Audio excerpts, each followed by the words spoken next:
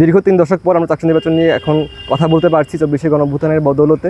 এটা একটা ভালো বিষয় এবং আমরা মনে করি চাকসু নির্বাচন আসলে এই কারণেই দরকার যাতে শিক্ষার্থীরা তাদের যে মৌলিক চাহিদা এবং গবেষণার যে আসলে সুষ্ঠু পরিবেশ এটা যদি আমরা নিশ্চিত করতে চাই চাকসু নির্বাচন আসলে দরকার। আমরা মৌলিক চাহিদার পিছনে এত বেশি ছোটাছুটি করি আমাদের আবাসন নিয়ে, আমাদের খাদ্য নিশ্চয়তা নিয়ে, আমাদের যাতায়াত নিয়ে, আমাদের চিকিৎসা নিয়ে আমরা এত বেশি আসলে দৌড়ের উপর থাকি যে আমরা আসলে গবেষণায় মনোযোগী হওয়ার বা আগ্রহী হওয়ার সময়টুকুই পাই না। তো এটুকু নিশ্চিত করার জন্য আসলে আমাদের ছাত্র সংসদ চালু করা দরকার।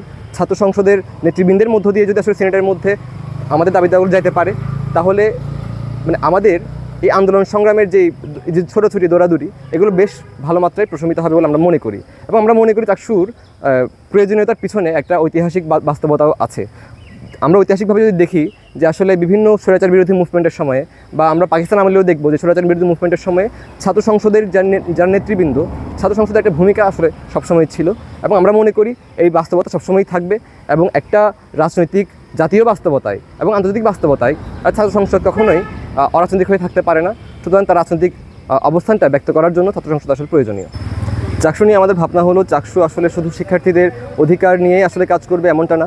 চাকসু এখানকার আমাদের যে জনগণের যে চাওয়া পাওয়াগুলো আছে এগুলোর প্রতিফলন ঘটাবে। যেহেতু আসলে আমরা একটা বিশ্ববিদ্যালয়, এখানে জনগণের ট্যাক্সের টাকাতে আসলে আমরা পড়াশোনা করি, সুতরাং জনগণের আকাঙ্ক্ষার প্রতিফলন ঘটানোর একটা দায়বদ্ধতা আসলে আমাদের আছে। এবং এই জায়গা থেকে আমরা মনে করি যে দীর্ঘদিন ধরে আমাদের যেই শিক্ষা নিয়ে আমাদের যে সংগ্রাম, 62-র যে শিক্ষা আন্দোলন এবং 83-র যে শিক্ষা আন্দোলন, এই শিক্ষা আন্দোলনের যে অঙ্গীকার টাকাদার শিক্ষা তার এই নীতি মানি না কিংবা শিক্ষা কোনো পণ্য নয়, শিক্ষা সবার অধিকার, এই বিষয়গুলোর বাস্তবায়ন আসলে চাকসুর মধ্য দিয়ে হতে হবে এবং চাকসুকে এই লক্ষ্যগুলো বাস্তবায়নের জন্য কাজ করতে হবে।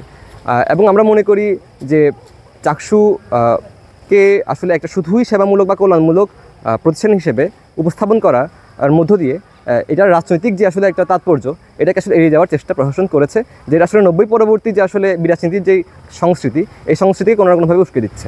আমরা দীর্ঘদিন ধরে প্রশাসনের পক্ষপাতমূলক আচরণ আসলে দেখতে পাচ্ছি। বিশেষ করে আমাদের চট্টগ্রাম বিশ্ববিদ্যালয়ের ছাত্র শিবির এর পক্ষপাতমূলক আচরণ আসলে প্রশাসন নানাভাবে আসলে করে আসছে, এটা আমরা একদম শুরু থেকেই দেখতে পাচ্ছি।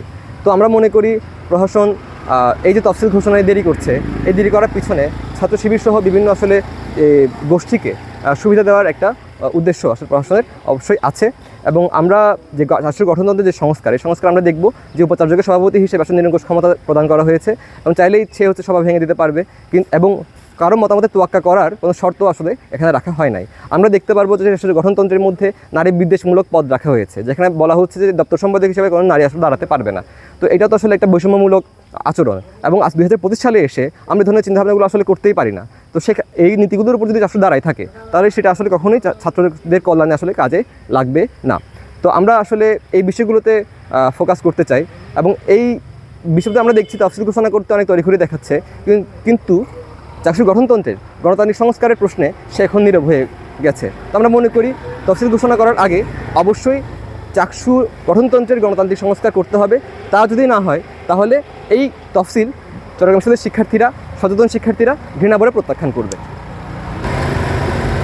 আমরা মনে করি নির্বাচন সেপ্টেম্বরের মধ্যেই হতে হবে এবং নির্বাচনের আগে অন্তত 15 দিনের জন্য আমাদের ডিপার্টমেন্টগুলোর পরীক্ষাগুলো স্থগিত থাকতে হবে, যাতে প্রার্থীরা এবং ভোটাররা নির্বাচনে মনোযোগী হওয়ার জন্য নিজেদের রাজনৈতিক অধিকারগুলো চর্চা করার জন্য যথেষ্ট সুযোগ সুবিধা পায়।